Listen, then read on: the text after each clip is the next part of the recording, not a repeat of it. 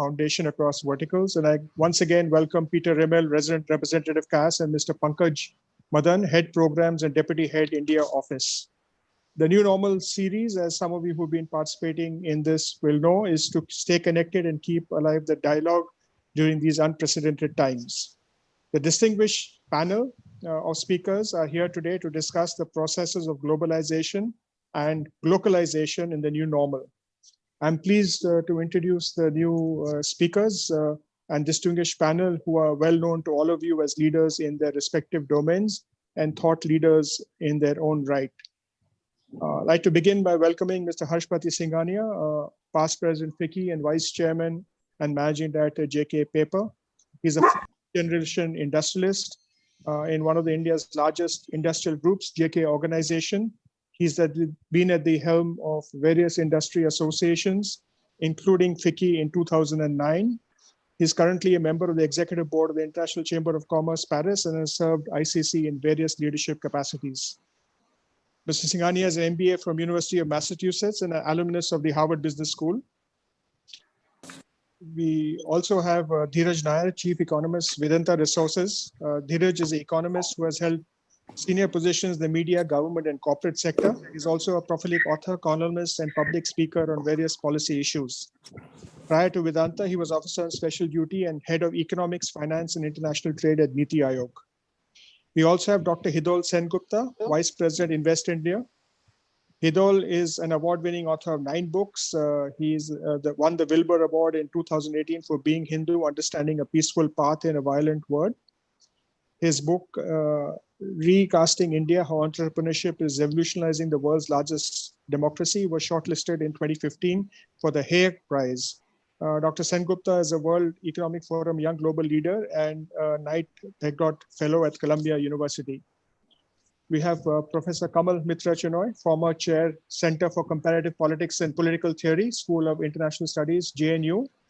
Professor Chenoy has taught at Columbia University as a visiting scholar. He's written on business and politics in India and writes extensively in India and foreign journals and is a regular political commentator on print and electronic media. We have Dr. Pritam Banerjee, logistics sector specialist consultant, Asian Development Bank. He previously worked at the World Bank and DHL. He has extensive experience in public policy and regulatory affairs and supply chain. He specializes in logistics operations, trade facilitation, including customs clearance expertise, trade and services, trade negotiations, and sector globalization strategies. We have the other panelist, Dr. Bornali Bhandari, Senior Fellow, NCAR. Dr. Bhandari is a Senior Fellow at NCAR with a background in international economics and microeconomics. She also oversees the production of NCAR's macro publications, the quarterly review of the economy and quarterly business expectations survey. As moderator today, we have Anil Padmanabhan, Managing Editor of The Mint, with a brilliant journalistic record for the past 34 years. He also writes a weekly column, Capital Calculus, which focuses on the intersection of politics and economics. I now would like to welcome Mr. Harshpati Singhania, past President FICCI and Vice Chairman and Managing Director JK Paper, to deliver the welcome remarks, and thereafter Anil will take over the session. So thank you.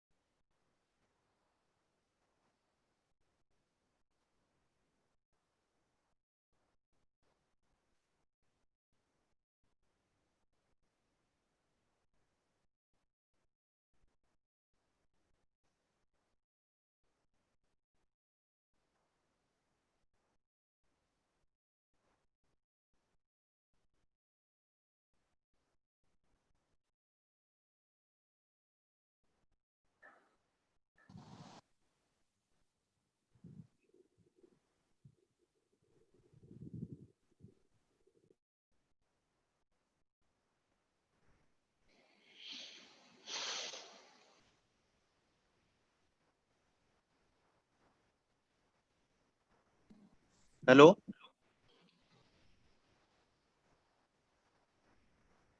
Hello? Yes, it's better now, sir. We can hear you. You can hear me? Yes, sir. Okay. Is everybody on now? And Sushma? Yes, yes, sir.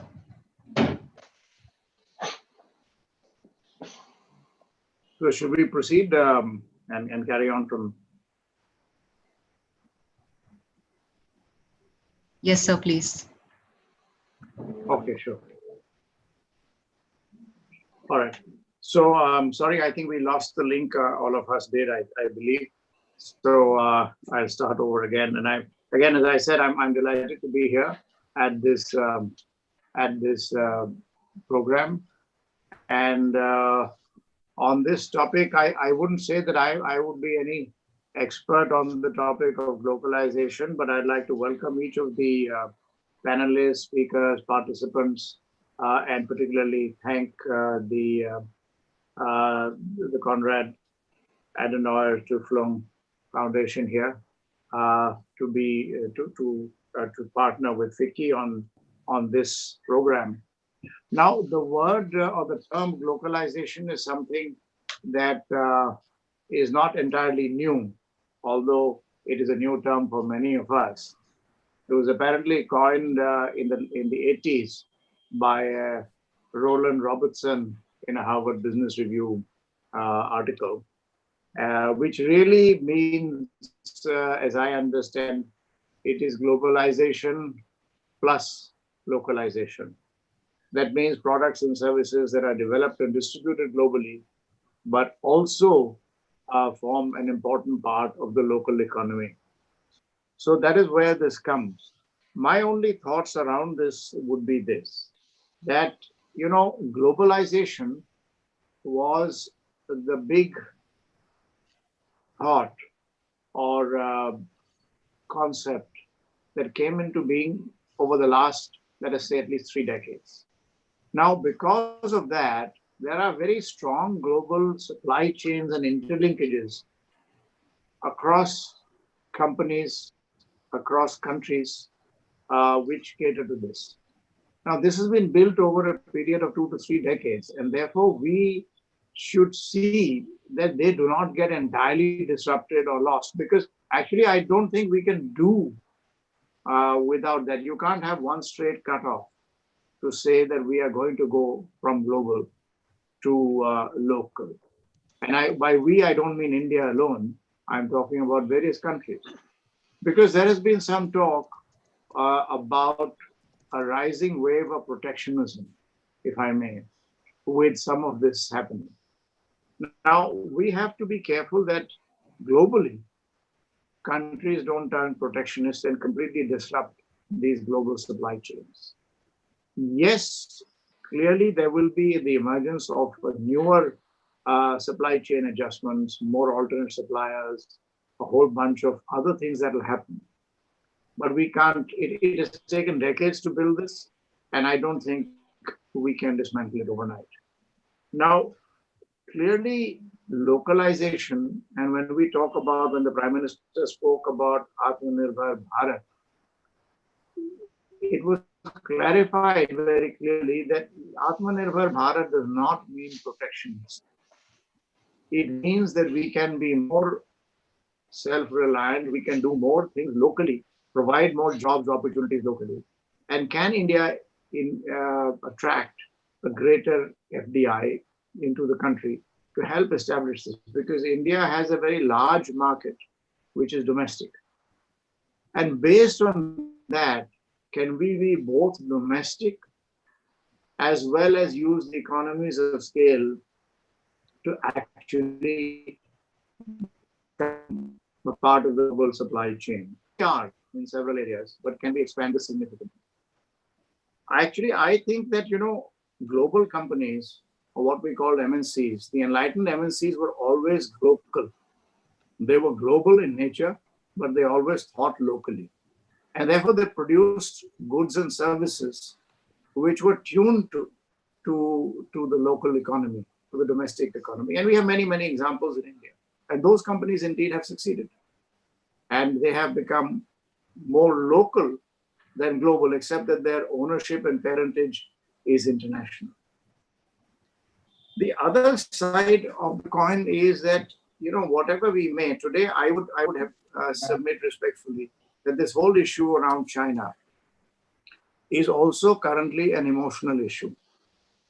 Why did China establish itself to be the manufacturing base of the world?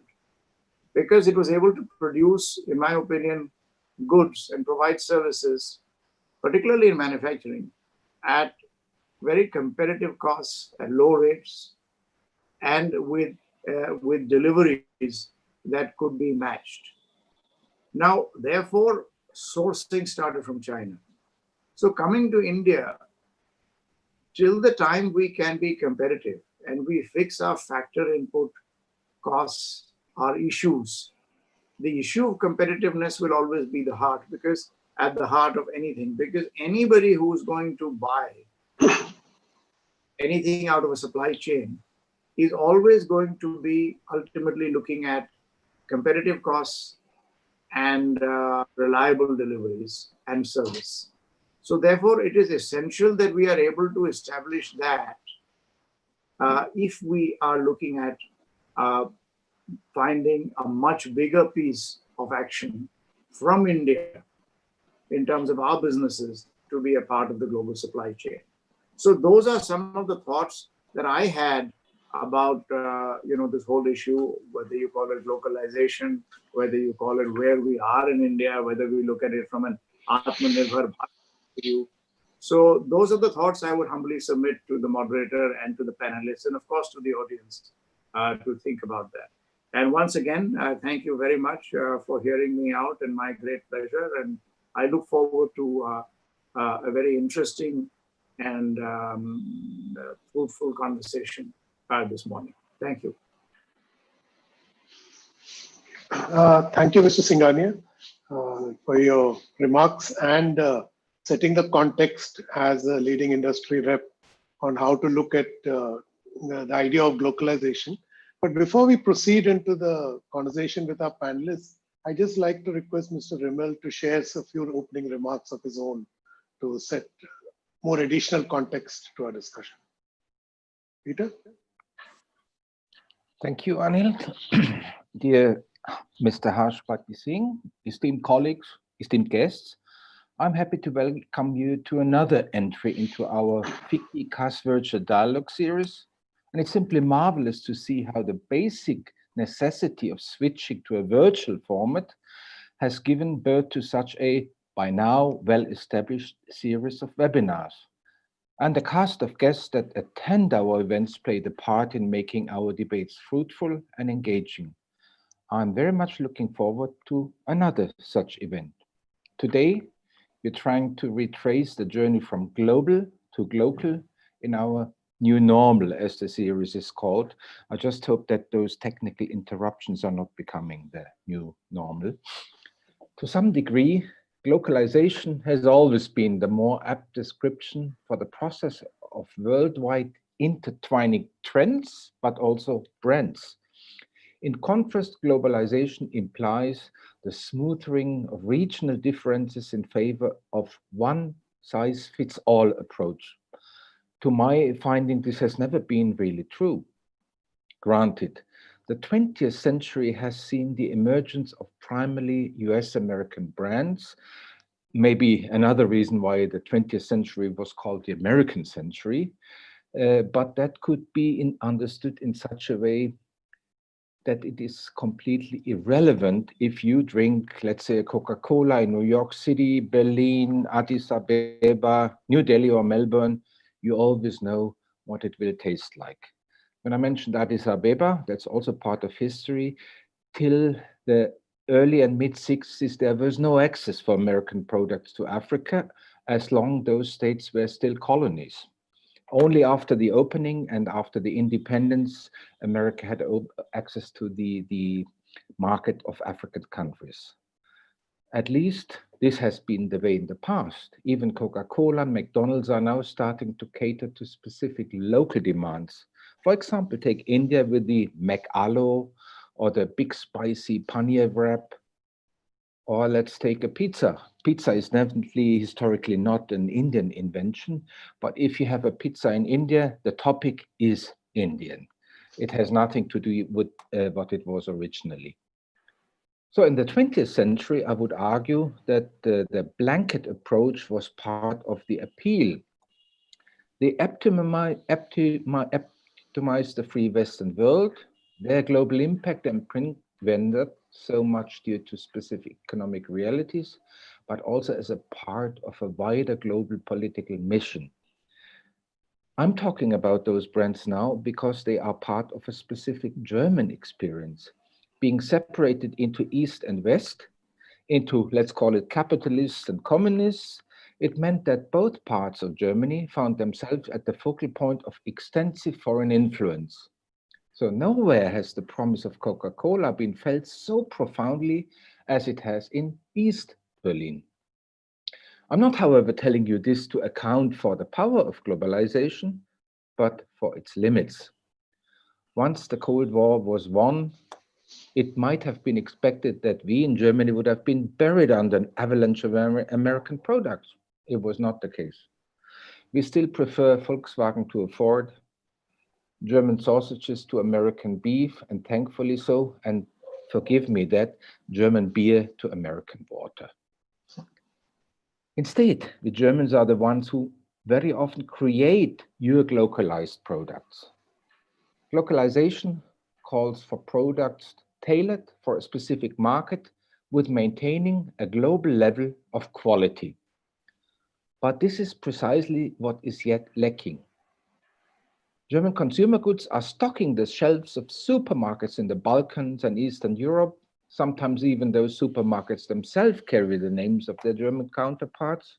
They were able to expand into these markets, carried by the promise that made in Germany means high quality. That promise was not always fulfilled. I just remind you of this scandal Volkswagen created by choosing the easier way and cheating their software for accessing their product to the American market instead of really developing it that far. So let me quickly touch on another notion here, the potential of globalization in post-colonial world. Most former colonies are still largely dependent on their former masters. Colonial economies were based on resource extraction, not specifically on production. The extracted resources were then utilized to create consumer goods in the mother countries that were then re-exported back into the colony, whose captive economy had little choice but to consume those goods exclusively. Now, luckily, India is a strong and self-reliant economy that might somehow be exempt from that.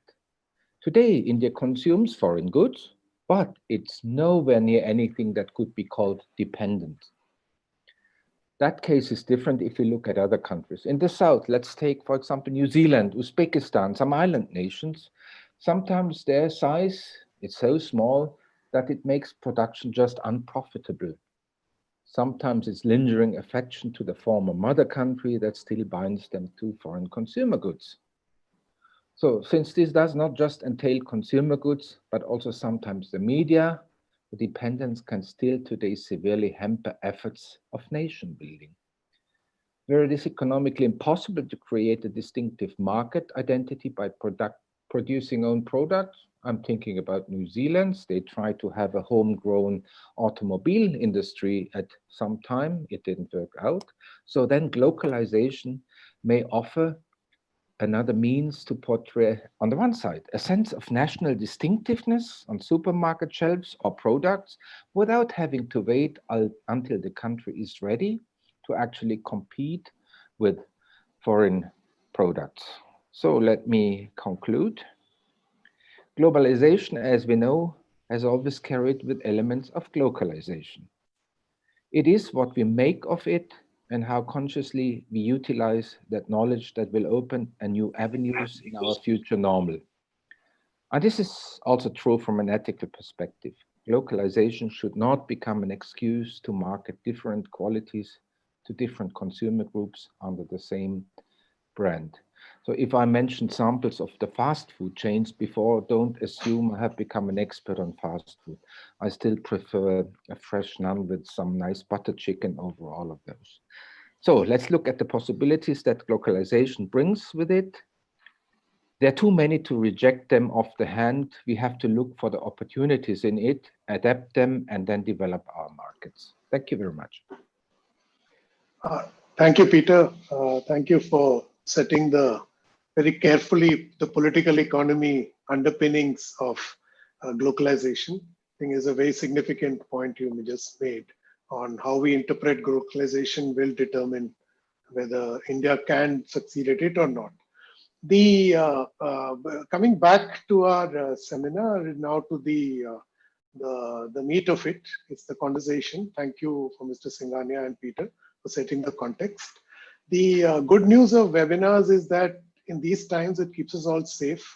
But the bad news is we all miss out on meeting each other, which was, I think, a great thing about seminars and conferences, that networking is lost. Maybe you'll have to reinvent some other form of networking to stay in touch.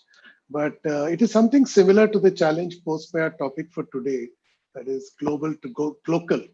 The record has it, as Mr. Singhania highlighted, that the Harvard Business Review first coined the term, but subsequently I believe it was given a very high profile baptism by Sony. And then I think it just went into a cold storage when globalization took over. Now, with globalization facing this massive backlash and a global reset that is beginning thanks to the coronavirus pandemic, Glocal is once again the buzzword in the world. I think to understand this and more, we will lean on our panelists. It's a real brains trust. I was noticing in the bios, everyone is a PhD. So I am actually the interloper in the pack. So pardon me, but I'll try my best. I'm a journalist, so I'll do what I'm good at, is to connect all the speakers. So the format we'll follow is each speaker makes opening remarks about 5 to 6 minutes, after which we break out into a conversation among the panelists. And subsequently, we will take questions from the audience. We have about exactly an hour, so I structure it accordingly. I'll leave about 30 minutes for us speakers and the conversation among us, and the rest we will fork out to the audience and concluding remarks. So I will just request in no particular order. It's just the way the invite has been received. Each of these gentlemen and lady could go through. I'll begin with Dheeraj Nair, old friend and contact. So Dheeraj, over to you. Thanks, Anil. Good to be connected with you all, even if virtually. I was thinking about the topic and globalization to glocalization, and the fact is that we're discussing it obviously in the time of coronavirus and reset and so on, but the fact is that globalization has been losing its steam, at least globalization as we knew it from, say, the early 80s to the financial crisis, but post that's 2008. So I think 3 decades was the heyday of the Thatcher-Reagan unleashed globalization. And 2008, the great financial crisis took place. And since then, there's been a backlash in some form or the other, most prominently and ironically in the home of globalization in the US and UK, which were the two intellectual leaders of globalization, which turned their backs in UK, leaving the EU, which was a role model of integration. The US electing Donald Trump as president, who has his own view, very different from Reagan, though he was elected from the same party. So I think globalization has been facing a backlash, and ironically, again, there are many ironies in it, that the problem arose in the world of finance, global finance, and the excesses committed there, which then spilled on to becoming a sovereign debt crisis for certain countries and so on. But the backlash was really against free movement of labor. I think immigration became this kind of populist issue. Not so much finance recovered, more or less, with bailouts and so on. Trade slowed down a bit, sure. There was we all know about China, US, and the trade tensions. But the primary political focus of deglobalization or the backlash against globalization was against the free movement of labor. really. Immigration was the central and continues to be in many ways a central issue. But I think what Corona has done, this coronavirus pandemic, is that it's also now going to bring in the issue of free movement of goods and, the question of where supply chains are located, particularly that diversification away from China. But as Mr. Singhania said, it's not that the world loved China and therefore China is the sort of the hub of manufacturing in the world. I don't think the US or any country, that for that matter, most countries had any emotional or any other attachment to China. It was just that it was the cheapest place to produce quality products, and it brought an unmatched prosperity for the American consumer, or the Western consumer, or the Japanese consumer. That's the reality, and so I think that's going to change, and I think that's what we're talking about. Is that process of deglobalization, which started maybe 5-6 years ago, if that's going to accelerate and mean moving away from China as a manufacturing hub, countries trying to bring manufacturing back to their own countries, I think then we're going to have to question. And the first thing is that, is it feasible at all to have that quality and price by changing supply chains? As Mrs. Singhania said, a lot has been invested and put into constructing supply chains the way they are. So there'll be a certain cost, not only of breaking down those supply chains, but also of moving them back. For example, I don't see the US being manufacturing or the West manufacturing toys and shoes and clothes at anywhere near the price that China can do or an emerging market can do. That's just the overall context. I'll make a couple of more points. One, I think when we talk about globalization, I think we should be very careful where we are going. I think in India in particular, we get tempted by the fact that we are a very large economy, so somehow we can do things locally, whereas for a small economy, maybe the Koreas of the world or Singapores of the world, going local is not really a solution. They have to be global in their outlook. They're too small. So in India, we have this temptation, which can be a false temptation, because although India is a large economy, at 2.7 trillion or 2.8 trillion, whatever it is right now, the size of the global merchandise trade market is $19 trillion, right? So just the quantum of the global merchandise market is, and this is after the slowdown, after the backlash, after all of that, it's still $19 trillion. So I think whenever you're talking about India emerging as a strong economy, prosperous economy, you cannot ignore the fact that there's a big market out there to be captured. So I think whereas we can aim for a greater make in India and greater local solutions, I think we shouldn't lose sight of the fact that the biggest markets are still global, not local. So I'll just say two things before I conclude. One is that when we are talking about this shift from globalization to localization, the fact that we're talking about it means something. And I think that we should also recognize why there was a backlash against globalization. The fact is that while many, many people benefited, hundreds of millions of people benefited, even in China, India, some poverty reduction has never been as fast as it has been in the period between 1980 and 2008, 2010 globally. The fact is that in many parts of the world, including the West, there were losers. So any process of change has winners and losers. And I think the challenge for political leaders and the political economy is to take care of the losers. So I think when we're talking about globalization, I hope that it is in one part at least a process of identifying and taking care of those who lost out or those who got left behind by the previous phase of high growth and prosperity. So let's, the easiest thing to do is to turn inward and say that, we'll go back in pre-1991, but that didn't solve our pre-1991. We had more poor people, we had less competitive industry. So I don't think that's the solution. But I hope that when we're talking about localization, one part is how do we deal with the losers? And the second part is that whether it's globalization or localization, whatever system you're talking about, what fundamentals matter. And I just like to say two parts to this. One, we still know that at least in India, we should be all too aware that dumping the market economy would be a bad idea. It's been a lot of hard-won gains with hard-fought battles over the last 3 decades. So the easiest thing to do would again be to raise protectionist barriers to get, and the corona pandemic is a moment where government is taking more control of things, which is fine. It has to, because it's an unprecedented crisis, but we should be careful that this doesn't descend into greater controls. That will be a big loss. But second, it also shows that the government and governments, not only in India, but elsewhere in the world, have failed at doing what they really is their core task. For example, investing in public health or investing in public housing. I think that is, so when we're talking about globalization, we will not benefit from globalization just as we didn't make the most of globalization because our fundamentals are not right. So I think as long as our fundamentals are right in terms of a greater role for market forces in the larger entrepreneurial and business sphere, and a more focused and efficient role for the government in what is public health or public housing or education and skills. Because again, whether you're globalization, if you don't have skills, you're not going to be a knowledge economy, right? If you don't invest in skills. So I think fundamentally, and that's where I'll stop, we should keep looking at the fundamentals, whichever way the world is going. We will not make the most of it unless our fundamentals are right. And I've defined it broadly in terms of the right balance between markets and state.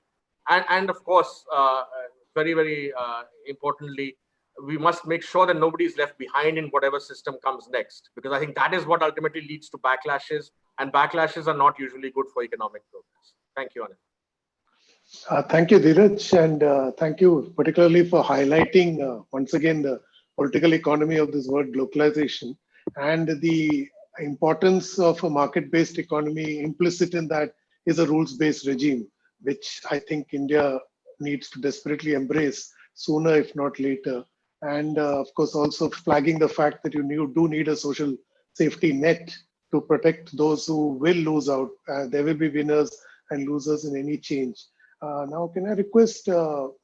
Hiddleston Gupta if he could make his opening remarks?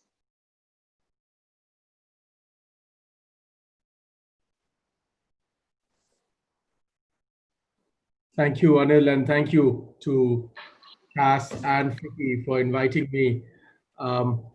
This is a pleasure. This is a topic that I've been interested in for most parts of the last 2 decades. And I want to take off from what Peter was saying about the nature of globalization. I do believe that globalization, as understood in a sort of Tom Friedman-esque way, the world is flat sort of way, that age is behind us. We know today that the world is not flat, at least not in the way that Tom Friedman meant it in that book. You know, the sweeping arches of globalization, the theorizing that told us that, you know, countries that have McDonald's, if 2 countries have McDonald's, they don't go to war with one another and things like that. That sort of theory has come to an end. That age is firmly behind us.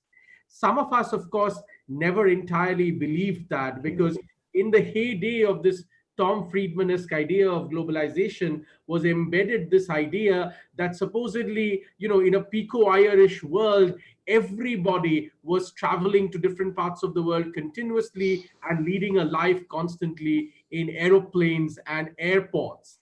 And many of us wondered even then, and we clearly have been turned out to be right, that only a very tiny part of the world, a small elite, was actually leading that life. And it is no wonder, ladies and gentlemen, that today the same Pico Iyer writes about the art of stillness and being at home. So it's fraught with irony. It is fraught with irony, this idea of globalization.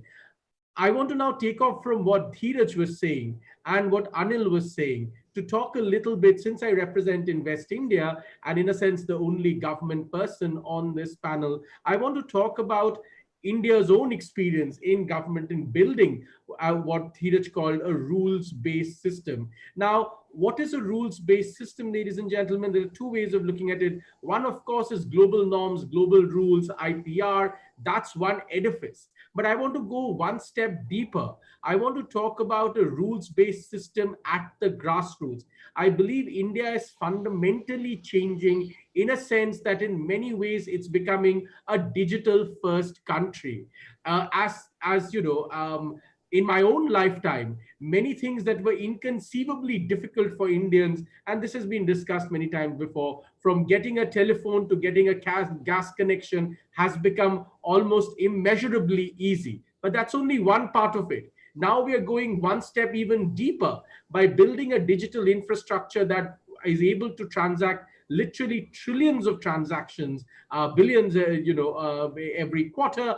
We are building an infrastructure. We have built an infrastructure which is percolating deeper every day to deliver what I would call goods of governance. There used to be this old saying in India that every rupee spent by the government, only 15% reaches the last mile person who should get that money. Now that gap can only be bridged when such an infrastructure is built at the grassroots, so that the delivery mechanism of goods on governance really reach people. And this when such an edifice is built, it has two primary benefits. One is, of course, the last mile benefit. So when a coronavirus comes, you want to send out money to the last mile person, emergency money from the government. You can use such a digital infrastructure to authenticate and very quickly deliver that money, deliver those goods and services.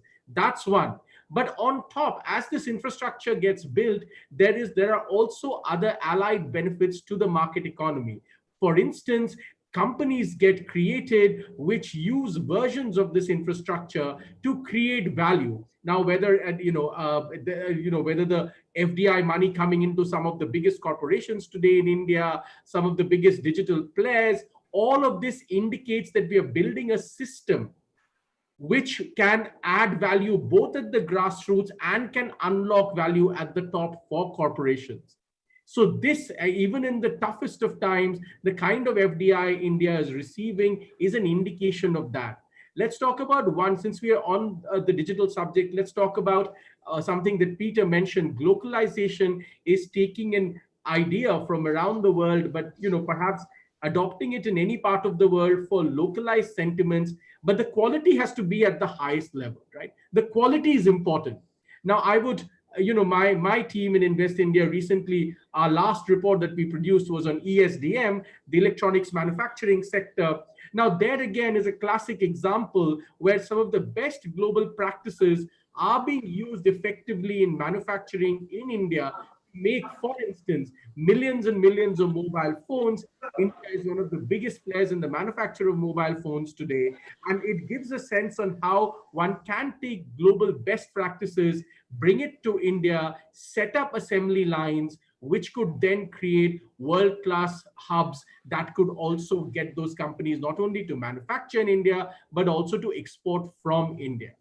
But this can only happen, and Dheeraj is right in that, if a fundamental infrastructure is built. And I do believe the government of Prime Minister Narendra Modi has been effective from 2014 onward to try and build that infrastructure at every level. So this will have and is having domino effect benefits at every level. And I think India is a great case. India is important because it represents, in a sense, a middle path between the old Tom Friedman-esque, the world is flat, everybody eats McDonald's burgers and wears Levi's jeans, so everybody is the same, to a hyper protectionist universe. India is the middle path which bridges many of these ideas. Atmanirbhar, as I think Anil mentioned, and before that Mr. Harshpati Singhania also mentioned, Atmanirbhar is not about building walls. Atmanirbhar is about contextualizing. Atmanirbhar is about taking the best practices of the world, applying them in India, building products, goods, and services that can then be sold to the world. And this will happen in many other industries, which we today perhaps don't give importance enough to. For instance, I am a big believer that the Indian wellness industry, especially in the Indian Himalayas, is about to see perhaps a new sort of rejuvenation. And there are many companies, many ideas that are coming out from that region, which could create global products of global value and quality that can be sold anywhere in the world. So this bridging, this creation of a digital infrastructure that bridges many of these gaps is a fundamental idea of this new world of globalization. And I do believe India is best poised to produce a model to the world that perhaps could be emulated elsewhere. Thank you.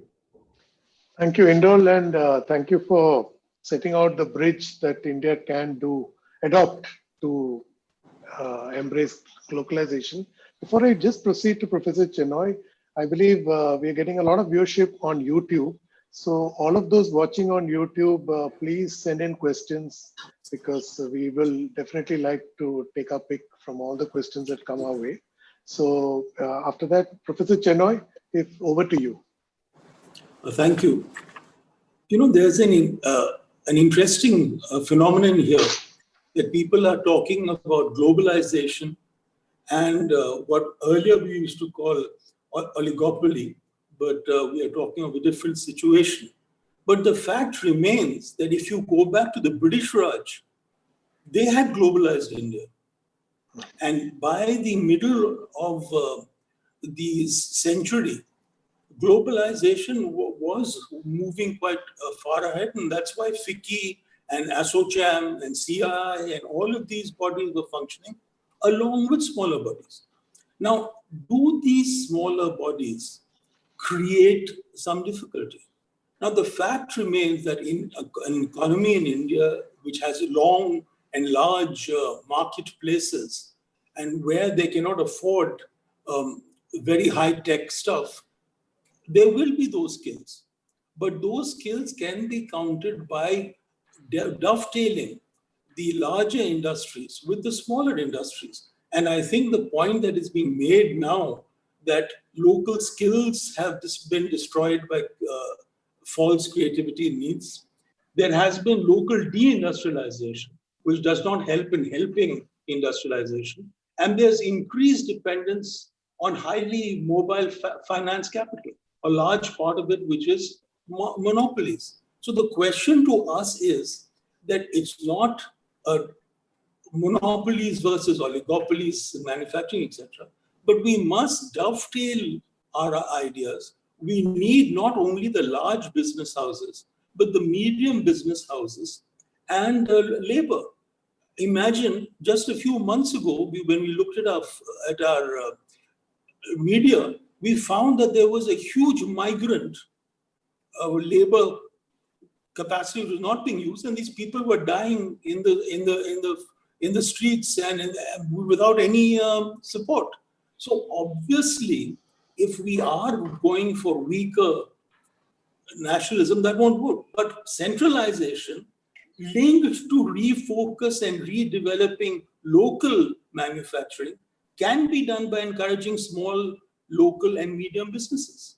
And the business people who do this should get support for their abilities to partner with others and strengthen what has been called the Glocal capacity. But even the Glocal capacity very often has parts of it because it is put together from bigger other companies. So I think what is most important is that in the 1980s onwards, Kanpur, Bhilai, Varanasi, Coimbatore, etc., all suffered deindustrialization. Now, if you suffer deindustrialization, how are you going to build on globalization? So I think there is need to reconsider our focus, that industrial base of towns must be restored to its earliest focus, modernization and refinance to search and needs on modern consumers, and also stressing on acts like MN, Narega, PDS, RGDDs, etc. So in this transition, we cannot disjunct global businesses, that's local businesses, and big capital, including finance capital. And that is where we have not structured in and brought in all these factors together to make it a more revved up economy so that these mistakes don't take place. So in this transition to go global or local, businesses and industries must provide decent amenities to the workers, particularly in a situation of pandemic. So I think the structure of business, the structure of economy, of political economy, must dovetail with each other. Otherwise, we will not be able to tackle the great difficulties that some people presume. There are bad difficulties. Pandemics are bad anyway. but there should be, if you're not just a global and local, there has to be a health, public policy which gets people into a situation where they can work in this economy, particularly when there is a pandemic which is rising on our heads, and many of us have not talked very much about it. Thank you. Thank you, Professor Janoy. Thank you for flagging the inclusiveness part of the next phase of India's development strategy, being absolutely essential. We'll go into that in more detail in the conversation. If I can now request Dr. Preetam Banerjee to make the opening remarks. Thank you very much. I would like to first thank Vicky and Cass for inviting me to this discussion. And just a caveat at the outset, the views that I express are not attributable to Asian Development Bank. They're my personal views. I think both Mr. Singhania and Peter mentioned the fact that global production and consumption is an interface between the local and the global. I would like to take it a step forward and put some categories to it. The localization part of it is driven by two separate kind of streams. The first stream is the formal regulatory stream. Countries put in standards, product market requirements, local packaging requirements to which both domestic and international producers selling to that market have to adhere to. The other is driven by tastes and preferences. So the Mac Aloo Tikki burger, etc. But over there as well, the ideas which shape tastes and preferences have become increasingly global in the last 2 decades. And the ability to respond to them have been globalized as well. So when Chinese manufacturers produce Ganesh idols and agarbattis for the Indian market, that's a very different interface than we were used to maybe 20 years ago. When, in the ideas context, when Aishwarya Rai is selling Pantene shampoo to Indian consumers, and a Brazilian superstar is doing the same Pantene shampoo to Brazilian consumers and so on and so forth, that represents a different structure altogether. So Justin Bieber is shaping the tastes and preferences of youngsters in Mumbai, in Manila, in Munich, in Mombasa and Miami, all at the same time, equally. So to an extent, this idea that tastes and preferences are going to be simply locally driven, I think we have gone past that. So we live in a globalized world. So question is, what will COVID crisis do to it? There will be definitely some short-term shocks.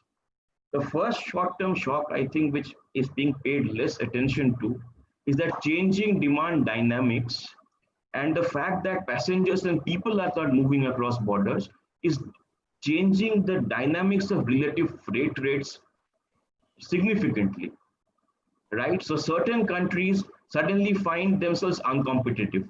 Illustrative example, purely illustrative example, an Indian exporter to a Latin American market might suddenly find that his air freight rates have made him uncompetitive and lose that market. That short-term disruption can actually lead to a long-term loss in opportunity as well. So that's going to bring some definite levels of changes. The second is the shock to the Uruguay round consensus that we were all used to for some decades now. I think it started pre-COVID, as many people mentioned, the China-US trade war and other things that were happening for almost some time now. And there will be some focus on trying to not put all your eggs in one basket, rejig your supply chains. Some of that will happen, I think, as Dheeraj mentioned, and Mr. Singhania mentioned, enormous amount of investments have gone into these value chains and supply chains, and it's not going to be easy to kind of rejig them, but some of it will happen. We have heard Japan kind of giving incentives for their firms to say, bring things back or bring things out of China. So some of that will happen. But my bigger concern, I think, because this has been discussed a lot, the bigger concern for me is the shock to the intellectual property rights regime, which was also a part of the Uruguay round consensus. And why I stress on it is that as we go forward, global production networks will become more technology intensive, and returns to production will become much more towards technology and higher end of skills and much less towards labor and other kind of factor endowments, which means how do countries like India react to that would be a critical response.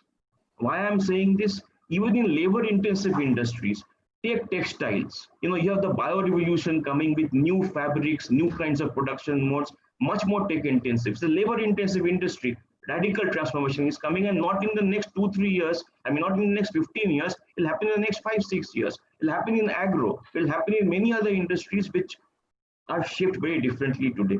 So that raises the question: is that with Uruguay round consensus under threat, the IPR regime likely under threat because of that, how does the government of India work with industry to mediate this challenge and access our SMEs, our industries to those IPR requirements? Remember, the country with an absolutely large number of technically skilled people, reverse engineering and reducing the product cycle is not such a big challenge. It's about mediating the institutional framework. Lastly, I'll make 2 points about India's Atmanirbharta and our ability to compete globally. I think we have 2 fundamental things to address. Our trade promotion policies and our trade policies per se have remained firmly in the 20th century while we have moved into the 21st. And I will take 2 quick examples to highlight that point. We do not incentivize and reward our firms, whether for exports or for production, for things like value addition, for employment generation, for product innovation, new product development, new market development. 20 years ago, it was difficult to do because the means were not there. And I take Hindol's point over here. I think we have done fabulously as a country to build all these elements of digital structure, but we need to be far more intelligent in how to leverage them.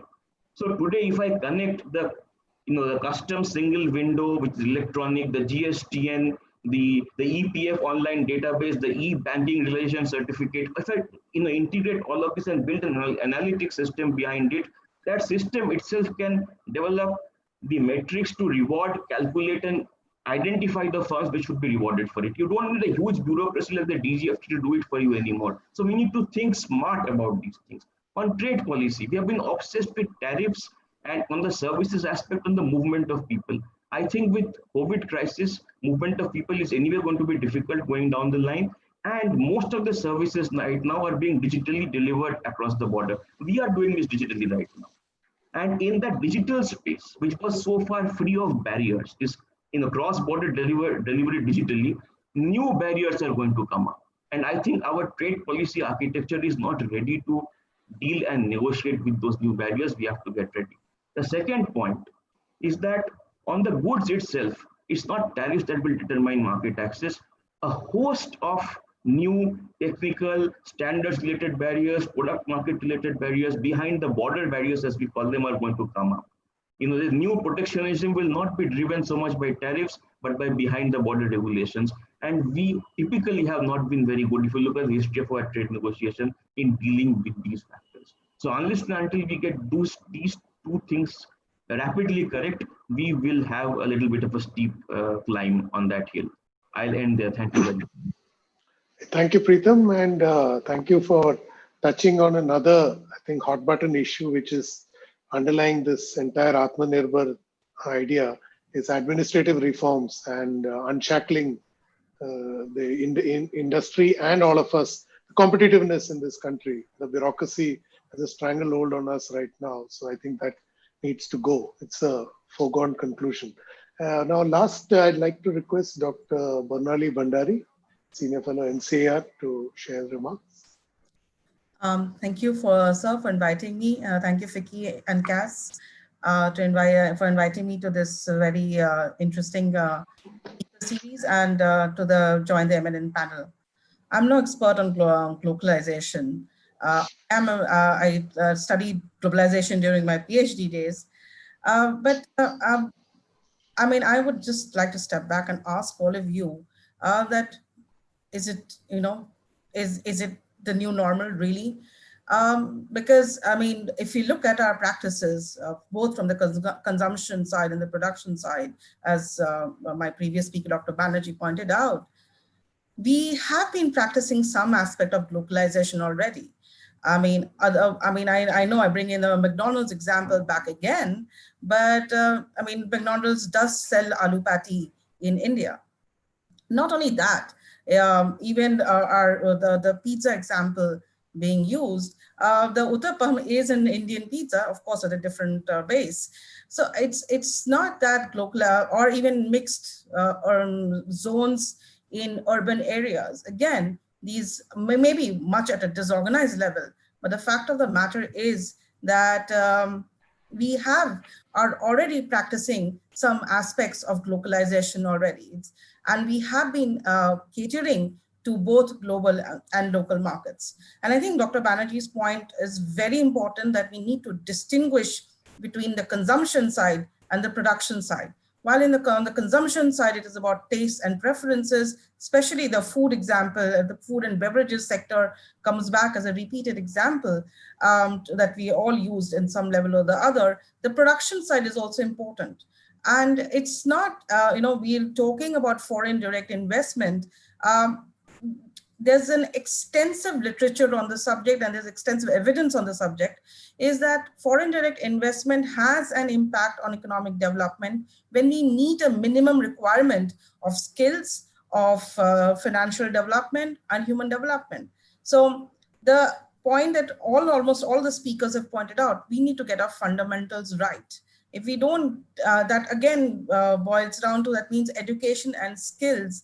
While the FICCI has thrown, the COVID has thrown open many challenges and opportunities. One of the biggest challenge has been about about education and how to deliver education during COVID times. Online education is great, Zoom education is great, but unfortunately it only reaches the urban client, the upper urban group. What about the remaining groups? You've struggled with that. I mean, any other form of education is challenging. I'm not saying it's impossible, I'm just saying it's challenging. It has every other means has its own trade-off. So the first thing is, it's important to get our fundamentals right. The second thing is that, I'm sorry to point out again, but all our growth drivers have been slowing down, even not just today, it has been slowing down for now over a year. And right now, do we really have a choice about global or local? We need to get our growth drivers going. Our numbers are coming out today, the latest numbers. We might be seeing very slow growth, and almost even NCR's own estimates suggest that despite the fiscal stimulus, we might see negative growth, and so have the other estimates. So in the short run, we really don't have much of a choice. A third point, and again, I again want to point out that 56% of our GDP is driven by private final consumption expenditure, and 20% is by export. So it's a mixed economy, and we definitely are. If you look at the composition of GDP from the demand side, definitely it's dominated still by the local. A third point, just to give you a perspective, is that the FDI. Again, when you look at Indian outward FDI, and I have had a chance to look at it, when you look at compare Chinese outward FDI to Indian outward FDI in Africa specifically, we actually find that the Chinese outward FDI is more colonial in nature, or was so in the initial years, and definitely was more resource extracting, where Indian FDI wasn't. Indian FDI and there's a whole evidence on clusters, on gravity economics. Now, where is it because you're trading with each other because of more distances, or the distances can be in terms of physical distance or in terms of language or other closeness or distance. So the point is that from the very Indian perspective, whether we look at inward FDI, there are positive aspects of inward FDI, because again, I've looked at data and even in qualitative studies, where we find out that there are positive spillovers also on Indian FDIs. On the production side, the idea of zero defect was improved, and then there are spillovers of both technology, of practices, which spill over and improve the Indian FDI. This interaction between the global and the local actually has a very positive impact for India in both ways. The fourth point I just want to say about supply chains.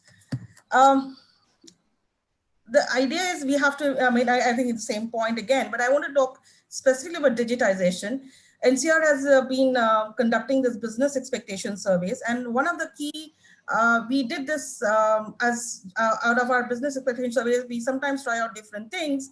And in 2016, September 2016, just before demonetization, we had assessed about 600 firms across 6 cities about their e-readiness status. And then we repeated the same work in 2019, in September 2019.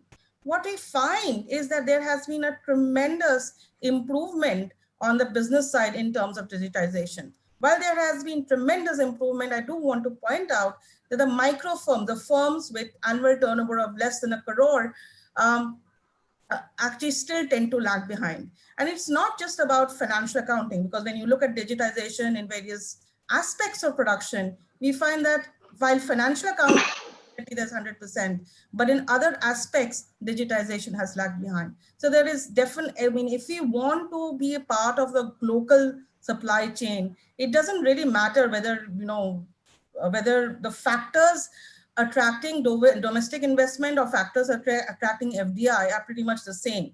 If you get your basics right, everything will come together, clusters, gravity, everything will matter. But the point remains, if the digitization of some firms, especially our smallest firms, which tend to dominate our industry landscape, is still tends to lag behind. And we need to seriously work on that. And I think there's a smartphone technology that really offers challenges. And again, I want to point out, whereas the smartphone itself might be assembled or produced X, Y, everywhere. But the fact of the matter is, when the smartphone is attuned to cater to the nature of the Indian businesses, that's when localization is. I recently learned about one e-commerce company doing precisely that, offering a smartphone to help out micro enterprises to manage their businesses. Again, I'm not saying that it is mature and it probably will take some time to happen, but these examples show you that we can only progress and mature if the services, nature of production of goods and services is attuned to our local needs and upgradation is there. So I think the globalization, we have to recognize that there is globalization already existing in forms that we don't always think. We have to recognize, differentiate between manufacturing and services sectors, and again within that, different sectors. And we also have to recognize, and the last but not the least point is that we have to get our fundamentals right. I mean, if we don't get our fundamentals right, neither localization nor globalization and nor globalization will happen. On that note, thank you. Thank you, Barnali. Thank you also for making this point that any project, the fundamentals have to be right, otherwise it'll always go awry. Before I just go over to the audience, I just wanted to pose at least one or two questions to the panel. And I want to begin with the principle of equity. What is bothering, which is coming through in the conversations that we have had, is that there is, for the first time, the have-nots seem to be central to the focus that everybody is looking at. The migrant story really brought that out in the open, and probably for the first time, public policy is addressing them as one cohort.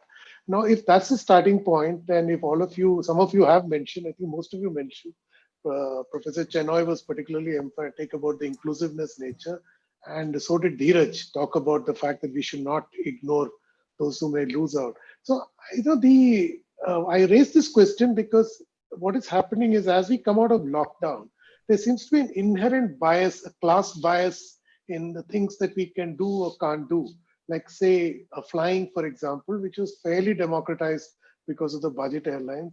Now you have a principle that you need to get a printout at home, or you need to carry something, which is basically assuming a certain capability, which was not the case earlier.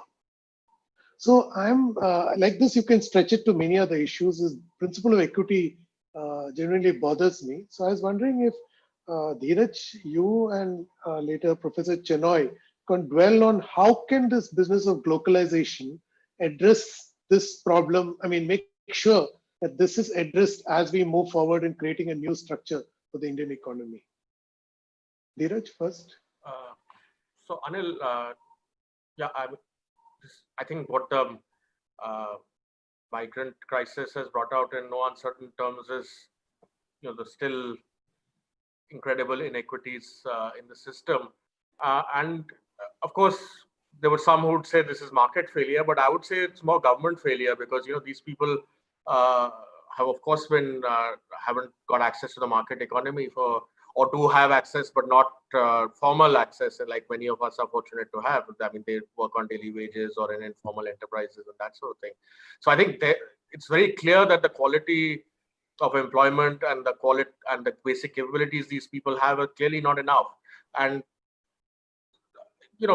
I think at the end, my point is that in the short run, you can give them, sure, I mean, I'm all for more cash transfers and additional fiscal stimulus in the short run, which would target these people. I think an alternate way could have been to give wage subsidy to MSMEs and informal sector who employ these people and who would have passed it on to them. So that's, I think, that's the short run problem. But I think in the longer run, again, we've got to think about if cities are the engines of economic growth, and I think they will continue to be, no matter how much local we talk about. Cities will always be and have historically been the centers of growth. As I said in my opening statement, you need to invest in housing, right? Like that's what Singapore did. I mean, we often talk about the Singapore model and talk about foreign investment, trade, although some fancy economic stuff. But at the other end, it's that they've created housing for all, public housing for all. I mean, okay, they have a different system where government owns 90% of the land and 90% of the housing. I'm not saying we necessarily need to go there, but certainly we need to invest much more.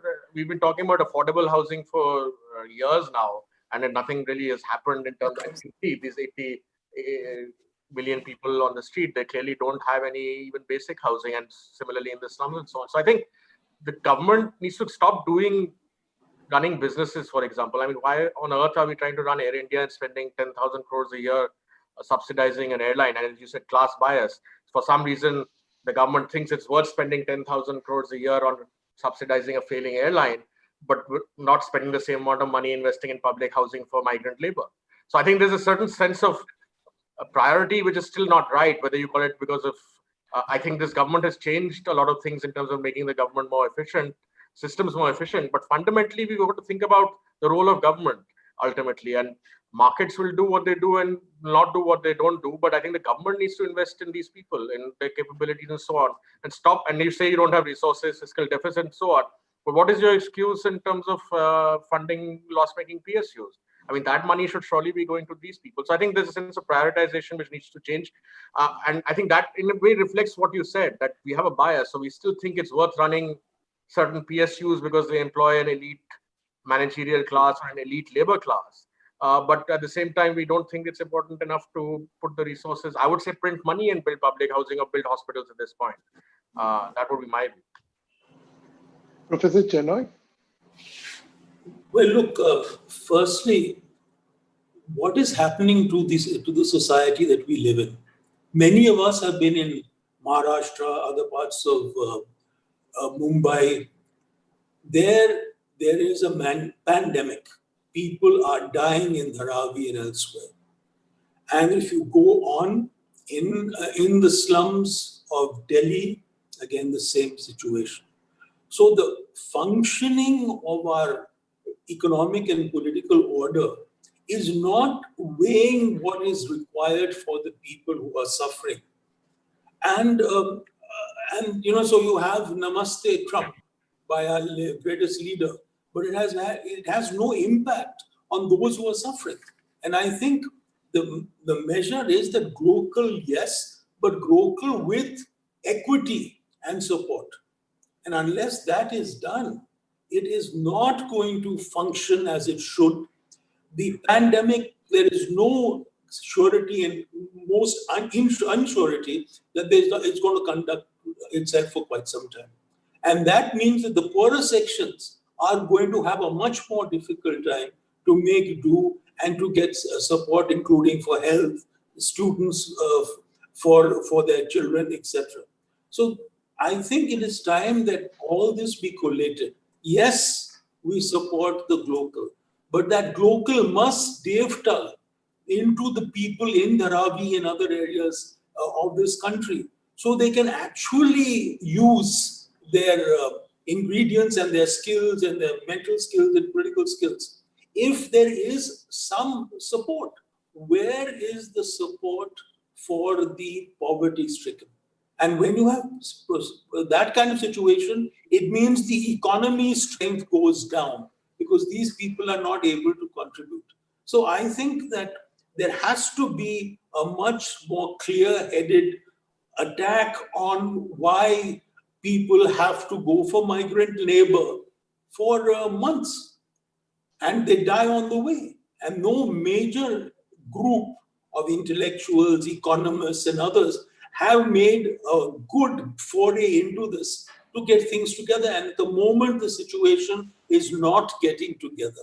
We have to do that, otherwise the poor and the lowly and the sick, they will suffer. And that is not what India is about.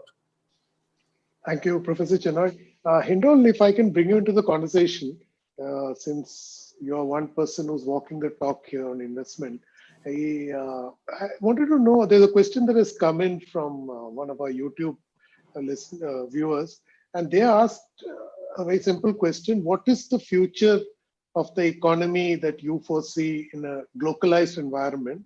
And within that, what's the opportunity for jobs creation, which links back to what we just discussed with Dheeraj and Professor Chenoy.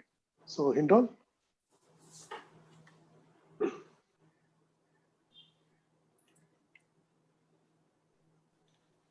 Okay, I think he's probably logged out or got logged out. If I can request Professor Bhandari, if you can take that.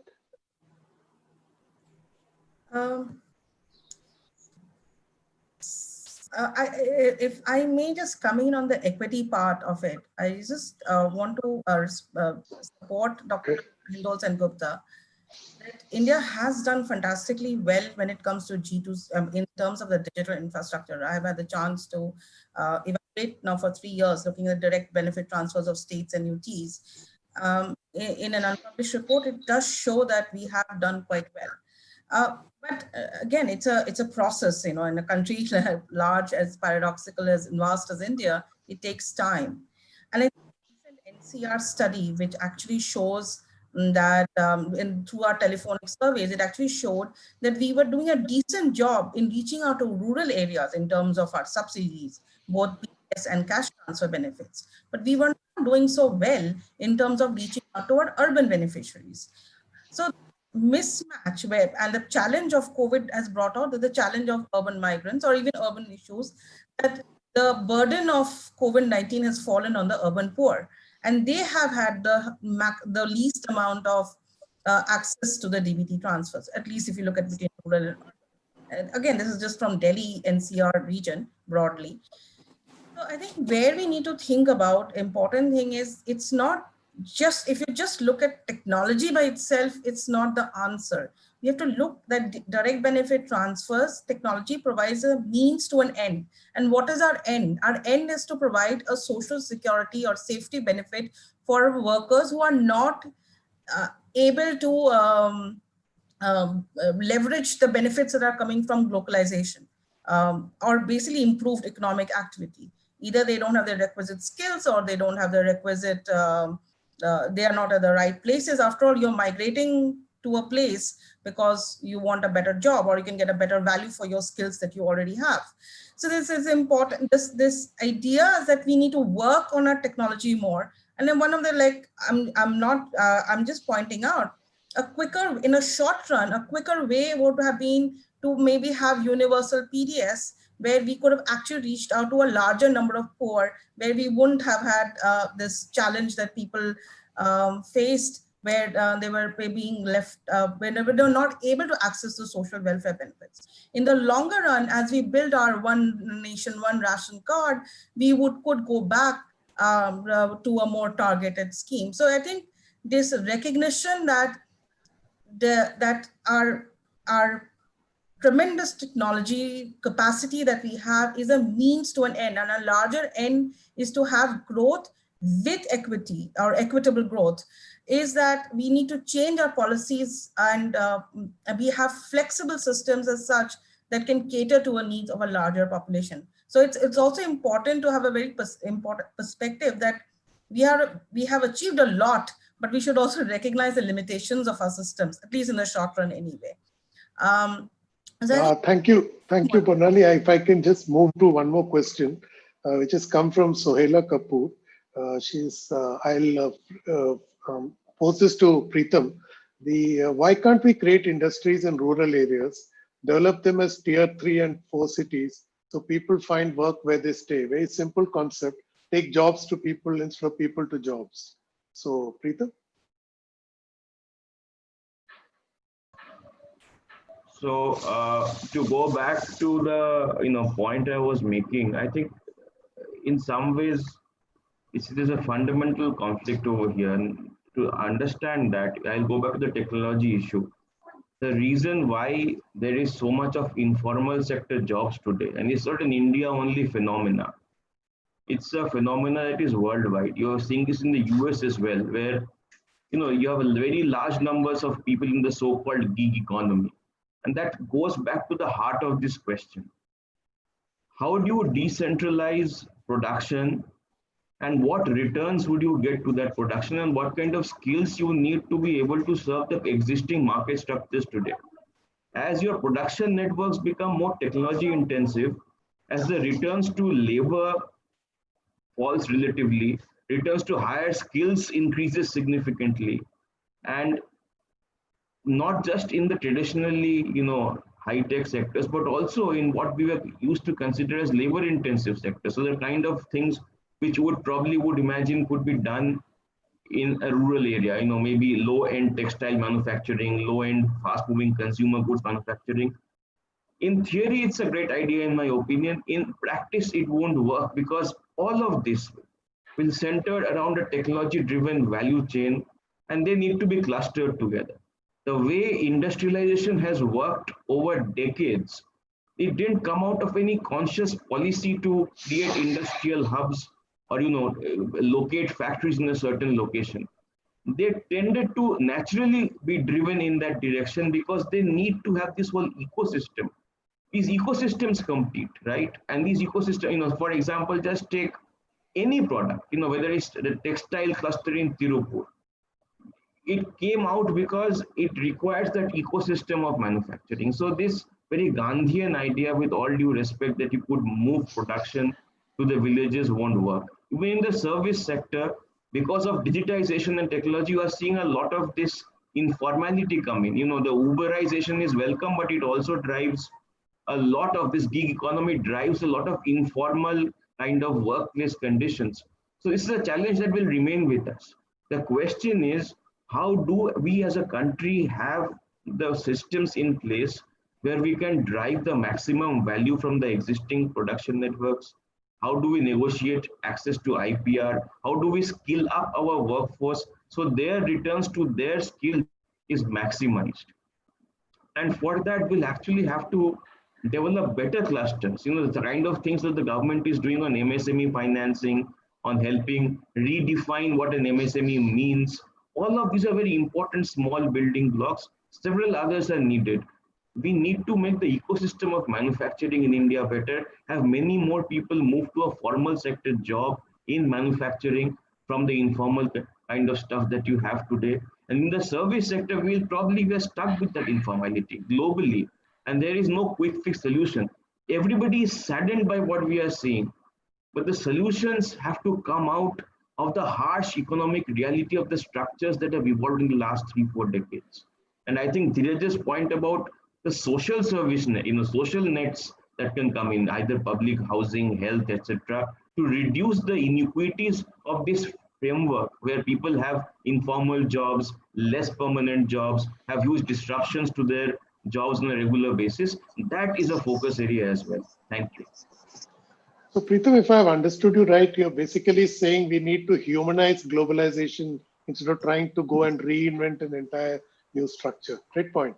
Anil, I think Hindol has come. Yeah, he's come back. Yeah, right. That's right. Yeah, Hindol is back. So Hindol, if I can, I think in your absence, I'd posed a question to you, which has been partly addressed by Preetham.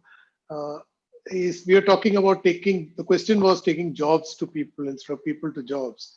But he pointed out that it's easier said than done.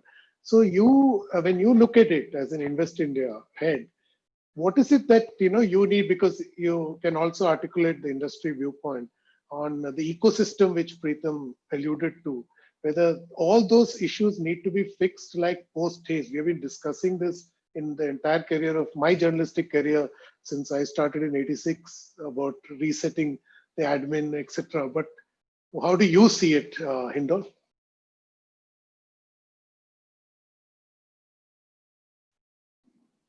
Hindol, are you there? Yes. Can you hear me? Yeah, we can. Thank you. My apologies. The system seemed to have collapsed for a minute. That's why I disappeared. But thank you. That's a very interesting question. And I would like to point, Anil, to you and to all our viewers and listeners to what's happening in the MSME space today. And if you look at the focus in the MSME space today, whether by the finance minister or by the Honorable Prime Minister, this structured focus, we've been talking about MSMEs for as long as you and I have lived, Anil. You know, I mean, it's not like anybody has never spoken of MSME. We always talk about MSMEs, right? But what have we done about MSMEs? I think one of the most exciting things, and some of you might at least know, before my current role in West India, I used to be a journalist for a long time. And we have been writing, you know, we wrote about MSMEs all our lives, but this structured focus in empowering MSMEs and connecting them, in a sense, to the world of globalization on their own terms, this policy, change, this mindset change in policy that Prime Minister Narendra Modi is bringing in, is, in my opinion, completely revolutionary, and it will transform.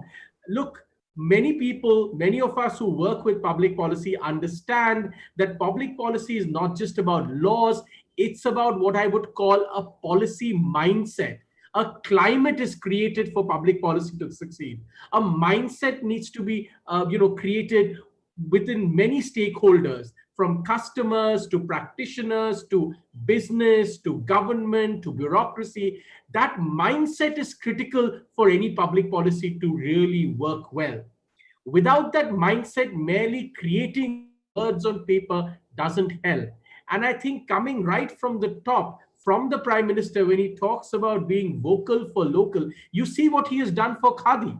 You see what the Prime Minister, through almost his own personal consistency, propelling the message again and again. Look at the success of Indian Khadi. Look at the employment that Khadi provides today. Look at the amount of jobs Khadi creates today. Look at how Khadi has become a FMCG, giant in this country, right?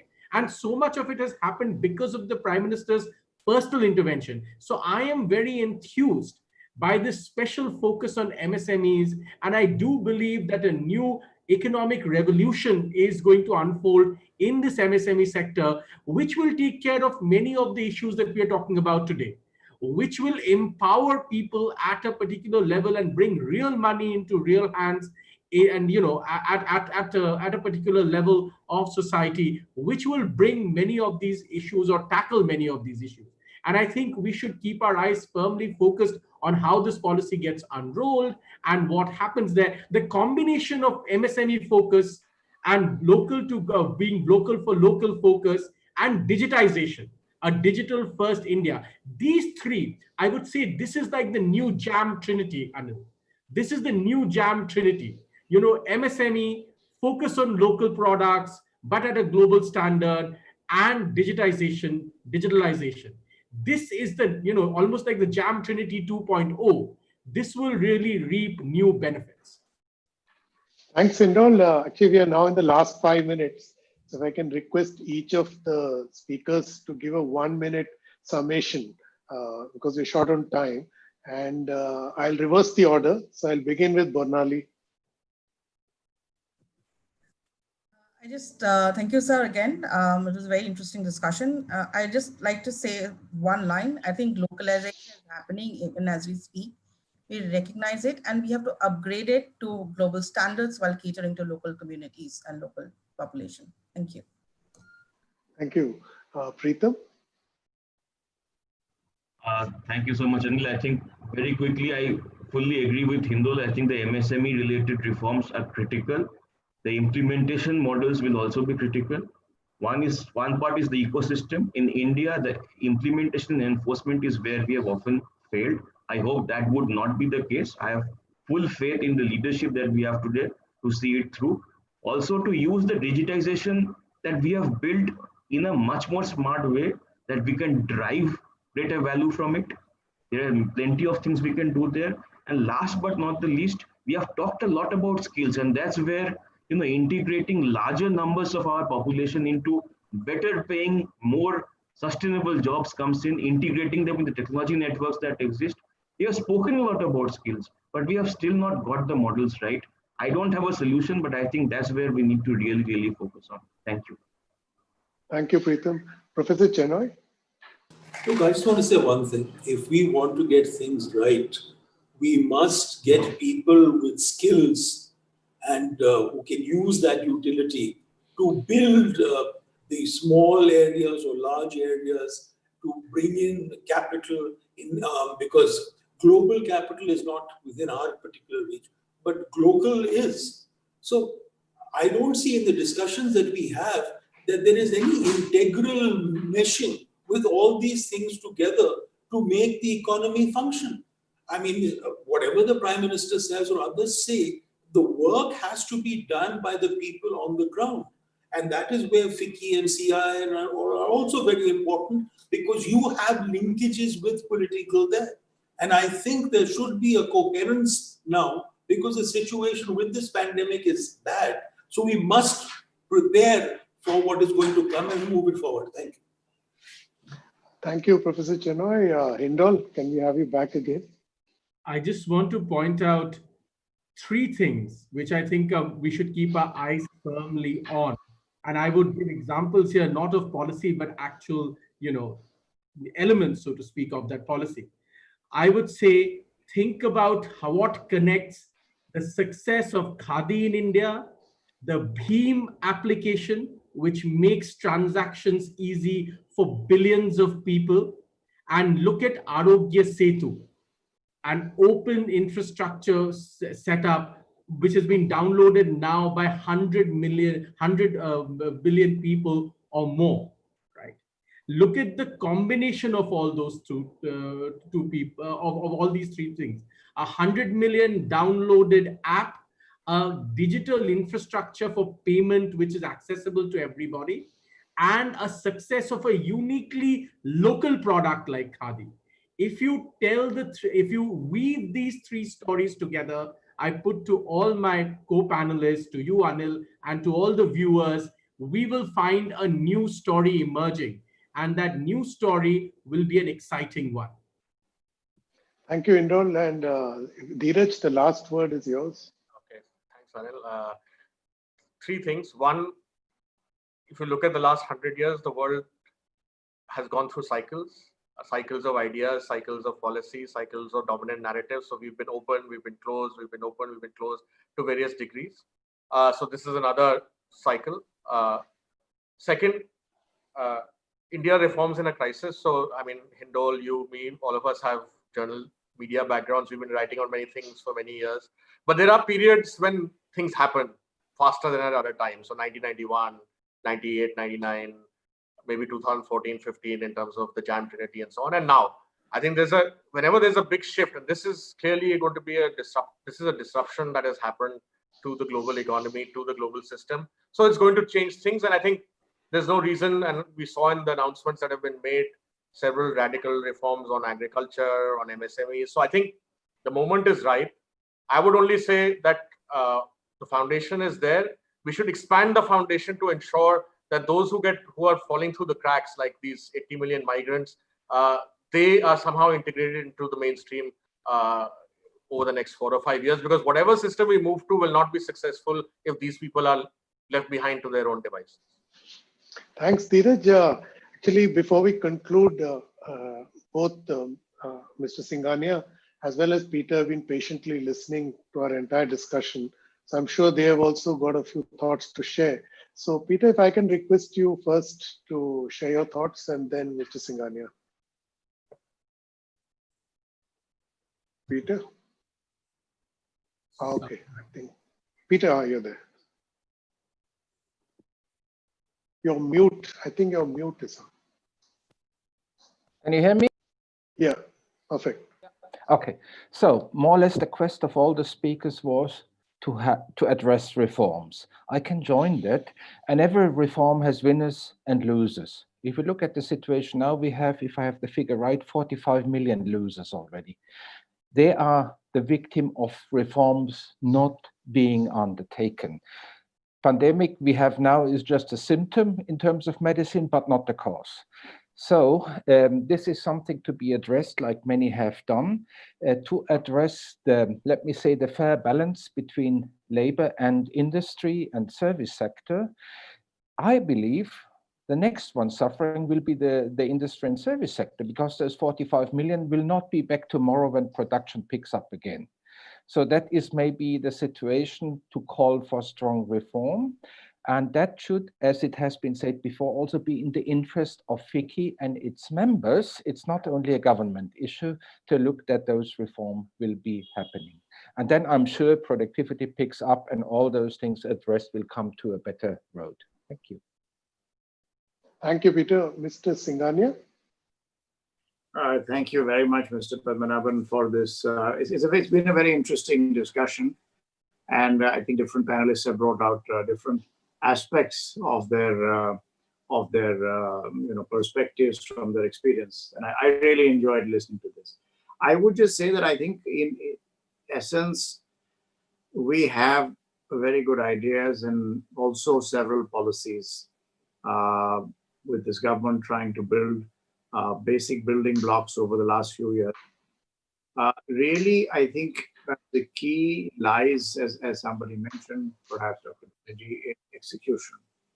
And the better we are able to execute many thoughts that have already been there, the more successful we will be, including bringing in the inclusiveness.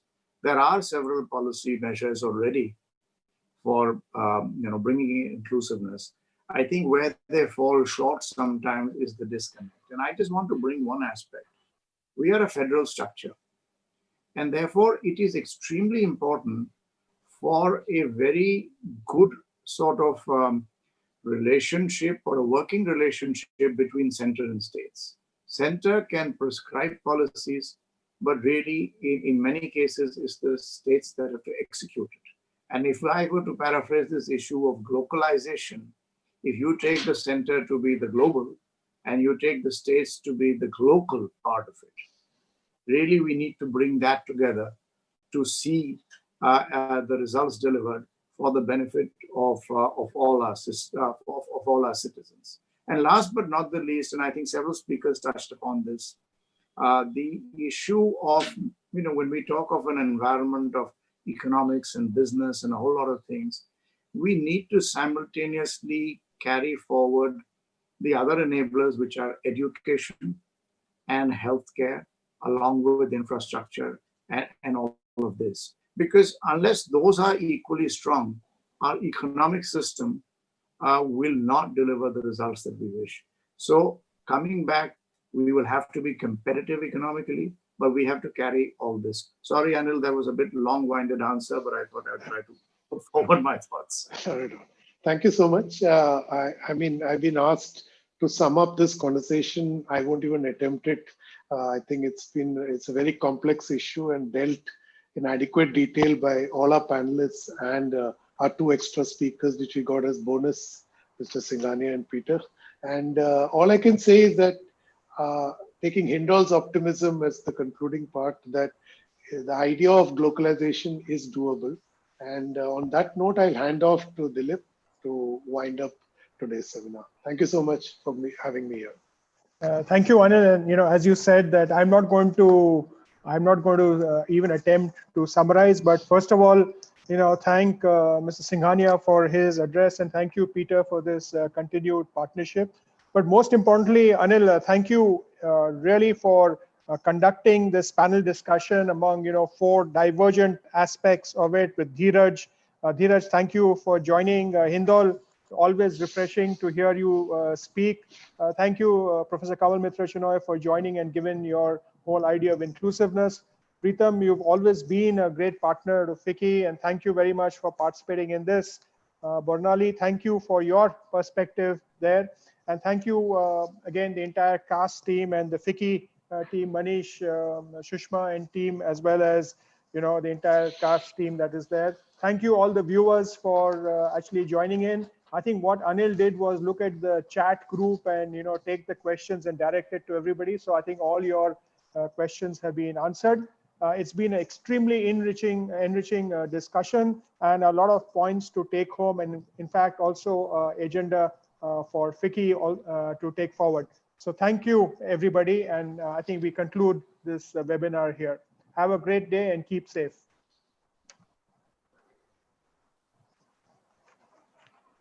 Thank you.